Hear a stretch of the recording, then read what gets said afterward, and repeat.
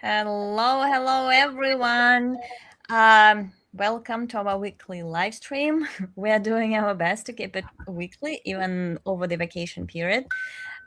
Today, I'm streaming from Europe, so I'm a little jet-lagged and a little all over the place. So bear with me if I get confused or anything. First, a little introduction. I'm Anne Smarty. I have been an SEO for more than 20 years. In those 20 years, I've seen it all from the beginning of an SEO to today's state of SEO. So I definitely know what I'm talking about. um, I'm also just recently the co-founder of my own agency, which you can check out over at smarty.marketing. We're very boutique. We're based in New York, and yes, I was in Brussels a few days ago. Today I'm in Germany. And with me, and always April, our director of social, also fresh from camping vacation. So we are both a little bit not in the working mode, but we will do our best for sure. Please subscribe to my newsletter nsmarty.com. There I give more information about each topic that we cover every week. And today's topic is very interesting and definitely something that lots of businesses are asking about. This is how to survive AI search. First of all, and I've talked about that a lot, just bear with me a moment. I will do the do not disturb mode. First of all, it's not necessarily search. Definitely, buying journeys are evolving beyond searching. Even though my newsletter and the topic today is about AI search, this is how we call it out of habit and make it easier to understand for businesses. But it's not just search. It's also conversations with LLMs. And we talked about that a lot. Again, please check out nsmarty.com where I talk about what AI is, how behaviors are changing. Good news, they are changing not as fast because ChatGPT is being used by a lot of people, but not necessarily for product and brand discovery. We did our own survey and research on that as well. A very small percentage of people in the United States, consumers in the United States, are using ChatGPT for product discovery. Most of them still use Google and Amazon. So we are not yet where we thought we would be 3 years ago when it all started. ChatGPT is definitely, and other LLMs are definitely adopted very fast, but not necessarily for the same tasks and reasons people use Google. But what we are talking today about is search features. So AI search features that Google introduced about 2 years ago are definitely changing, not necessarily searching behaviors, but definitely traffic and exposure and visibility for businesses and publishers. And this is something that we need to adapt for, which is an interesting time to be an SEO because KPIs are changing, clicks are declining for everyone for one exact reason. Google has introduced a lot of powerful AI features that give instant answers to questions and encourage conversations instead of searching and clicking more. We don't know how much people click AI mode or AI overviews. Those are quick AI generated answers people see inside when searching Google. Google announced a couple of days ago that both of those features are sending billions of clicks. And I also cover that in our subreddit. We have our own subreddit. Please join that. That is AI SEO for AI, and I cover things like that here. We have lots of great conversations there. But even though Google keeps telling us that those AI answers are still generating visibility and clicks for publishers, they don't necessarily give us any data about that. Inside Search Console, which is the platform that Google is using to report on website visibility, there is no standalone feature that the section that will tell you exactly how much clicks or traffic we're getting from those AI features. So we definitely don't know the click-through rate. We don't know exactly where people click when they're searching, whether those organic search results or AI features like AI mode or AI overviews. But we definitely know one thing: everyone has been losing traffic ever since AI features have been introduced. So this can be because of two reasons. First of all, people just don't have a reason to click because they have their answer right away. AI overviews, both AI overviews and AI mode, also link to Google results and Google features. Um, a lot. So those could be links and clicks to Google's properties as well. So we really don't know what is happening there, but we definitely know that we get much less traffic because of those AI features.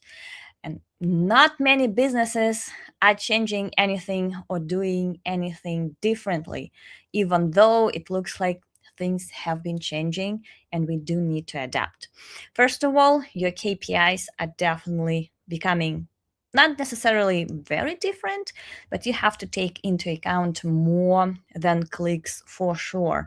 And I'm not even talking about rankings. Rankings have been not so much. Success metrics for a few years now. We still track and look at rankings more for information on what people are searching and which competitors are surfaced. LLMs are using organic rankings as well to find the answer. So we still look at rankings, but it doesn't mean they are our success metrics anymore, because there is so much happening in search engine results at this point that organic rankings do not translate into visibility. Every search engine result page is different from from another one. We don't have 10 blue links anymore. We haven't had those for many years. So rankings should definitely be looked at. Google gives you the average position, which is not as useful. Other third-party tools are also tracking those rankings for you as well. I still track them too, but I would not say this is my visibility or success metric at this point. It's more for information and comparison with competitors rather than looking at them as a success metric. Clicks, again, I'm still looking at that as well. And I would say this is still a success metric because traffic is the best for digital websites for sure. We do want people to come to our websites, whether it's search results, whether it's direct traffic, whether it's newsletter traffic, whether it's whichever traffic, we will take it. Let's put it like that. So we are still looking at organic traffic. But there should be other visibility metrics as well. That is your branded search queries that should be growing in diversity and impressions. That might be AI tracking, AI analytics as well, at least to some point. I wouldn't lose my mind over visibility, AI visibility scores for sure. But I would encourage you looking at tools like PKA, Profound, or whatever you're using as well. So we definitely need to incorporate more than clicks for sure. But today we're talking about clicks because we still need them. And whether zero click discovery going to happen in 2 years or 5 years, it is going to happen. At least the majority of discovery will be zero click because conversations will just give answers to people and they will buy maybe from the answer as well, or that will be the final click after a long conversation with someone like ChatGPT or something like that. So it is coming. So we need to get ready and implement more metrics. This is the first thing that needs to change. Again, we've talked about that before, what we are tracking for AI visibility, what we are focusing, what we are adding into reports for our clients, for telling them exactly how something works or doesn't work. So we definitely look at more than clicks, and we do not report on rankings anymore. I use rankings more for strategy information, for comparison with competitors, but not for success metrics. So what should we do to still have traffic? And again, I would not say anything that I'm going to say is necessarily new. I've been talking about all of this for many years. Way before LLMs were around, I had been talking about all of those points. But they're still relevant today, and they're not just relevant today, they are important for your visibility. And without that, then I would say crucial for your visibility as well. First of all, stop creating content that is easy to summarize. We said that before.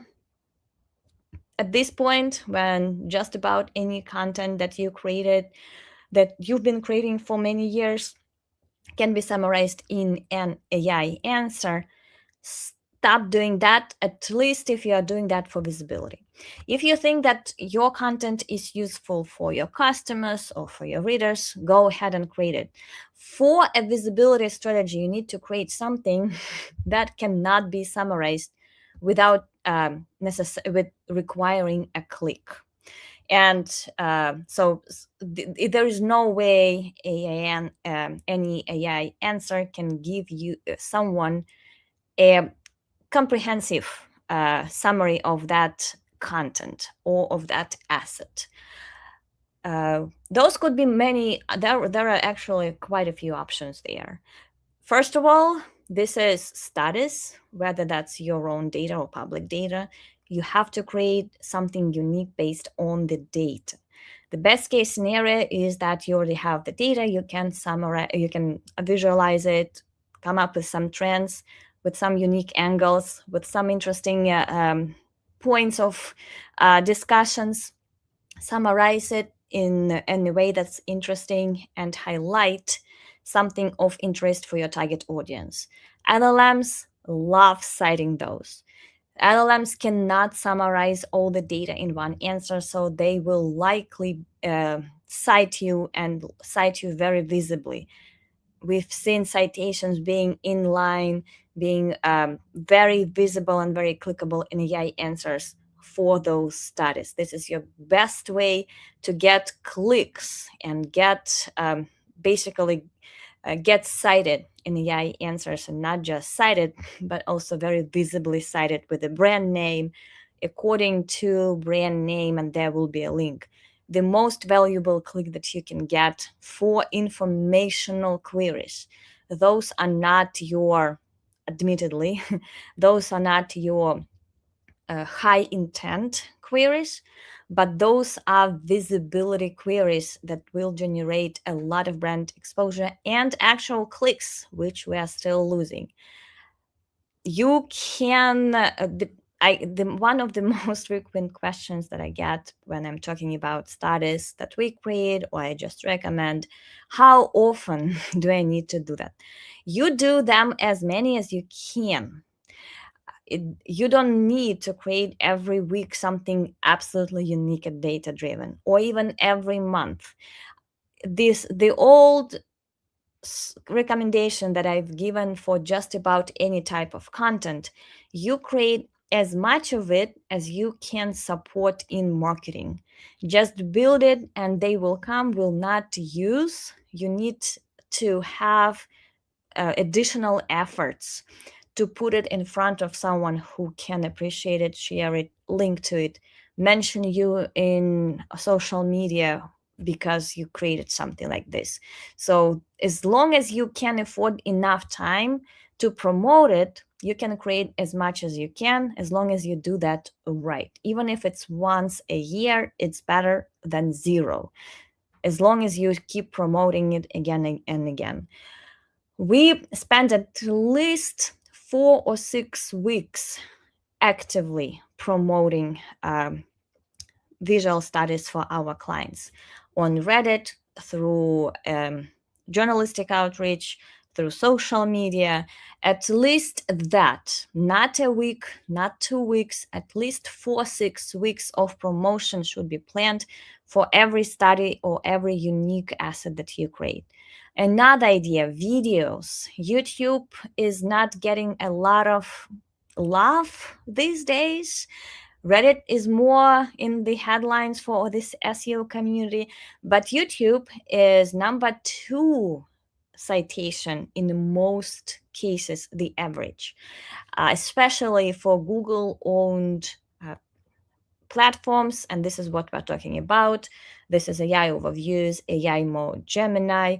They love YouTube. And guess what? With the video, it's not as easy to summarize as well.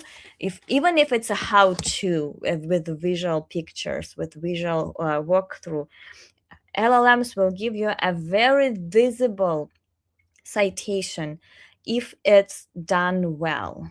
We recommend doing interviews. Those are great for ego bait. People you interview will definitely share that. You will create that association with industry experts, with knowledge base. In many cases, this is great, highlighting or showcasing your most active or most passionate customers for them to talk about you.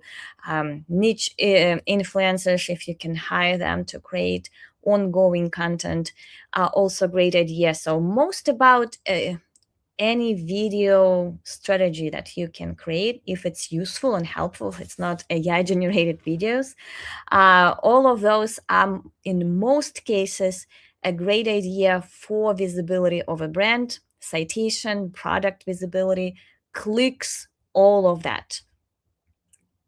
Those are great. Tools, if you can afford that, have always been a great idea because you cannot summarize a tool. People will have to go to your website to do something there. Those are calculators, generators. We have a few schema generators on our website.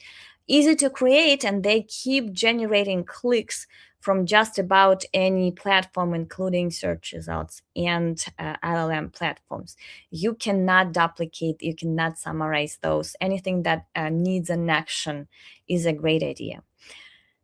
So what if, let's say, you have a great, unique, totally non-summarizable asset every 1 month or every 3 months? What do you do with those? Another thing that I've always talked about, and I've always been a huge advocate of that, is repackaging. It was important before, it's almost necessary these days.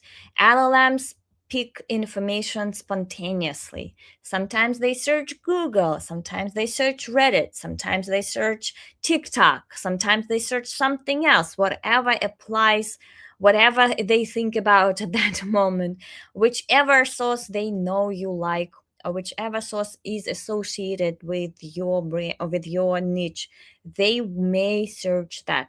So being in many channels is always a great idea. The only thing to make it doable is repackaging. Repackage your content in many formats. It's not using the same messaging again and again across different platforms. It's creating something new based on what you already did before. So let's say you have a study with statistics. You can break it into visual highlights. You can take your graphs and publish them separately with a new messaging and a new trend that you are discussing at this point. Let's say it's a video. You can make reels with highlighting the best quotes. You can make visual quotes and post them on Instagram. April is great at that. She's doing that for our MAAs that we host on Reddit. You can make you can reuse your videos as podcasts and publish them everywhere where people get their streams, including Spotify and many other platforms. There are so many ways to repackage what you already created. Let's say you spent 4 or 6 months creating something really great and original. Don't stop there. Remember, that I said, at least 4 or 6, maybe 8 weeks should be spent to just promoting that and tagging you people that you interviewed or you quoted in your study. I've seen a lot of great examples of platforms in our industry creating something based on data that they have, but also inviting influencers to provide their quotes on that data before they publish.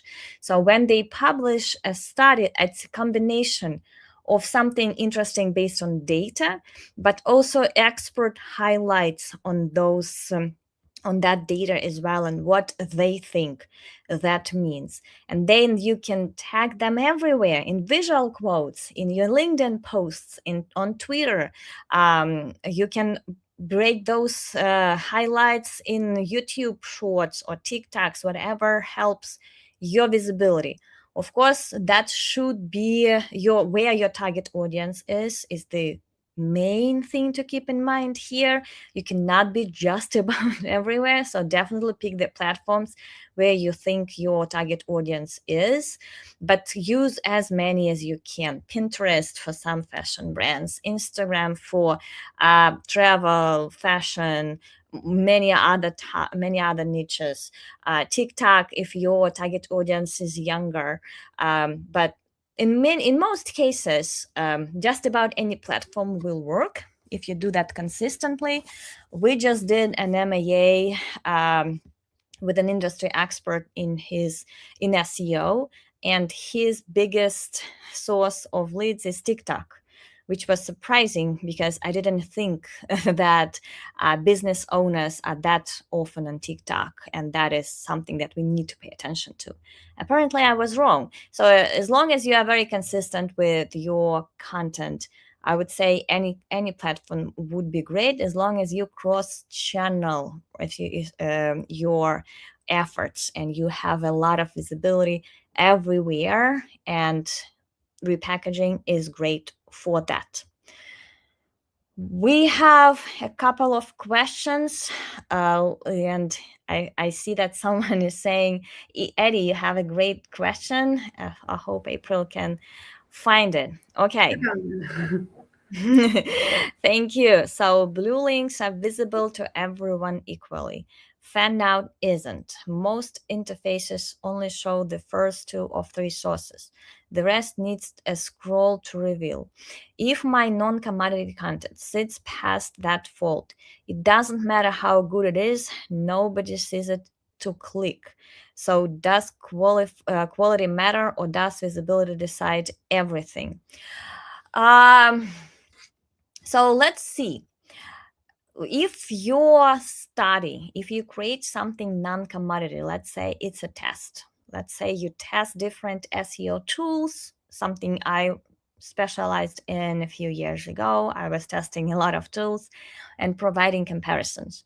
If you provide a very unique content based on your experience with the niche and those selection of tools, create comparisons, create ratings, talk about your methodology, talk about your experience, talk about your expertise, and this comparison is cited anywhere when those tools are compared for people, you will get a click, because there is no way one AI answer will summarize all your findings. So what we are seeing is that your citation will be just more visible.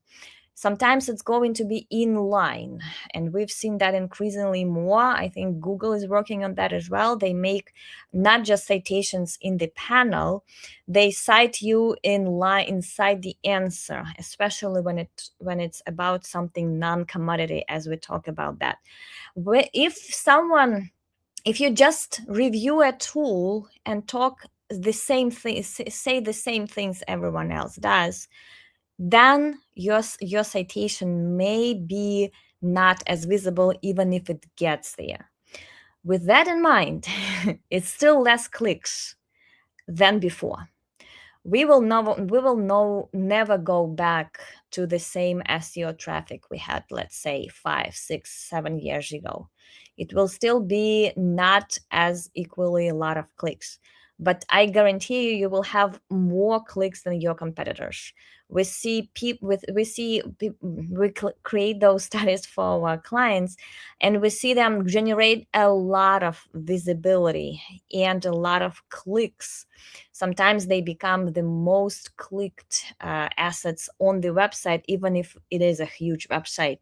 That is going to be one of the most clickable ones exactly because um, LLM answers or AI answers cite something like that differently. You will not be just in the panel. There will be increasingly inline citations as well. And that plays a big role in clickability because, as you said, no one really scrolls down to those bottom citations.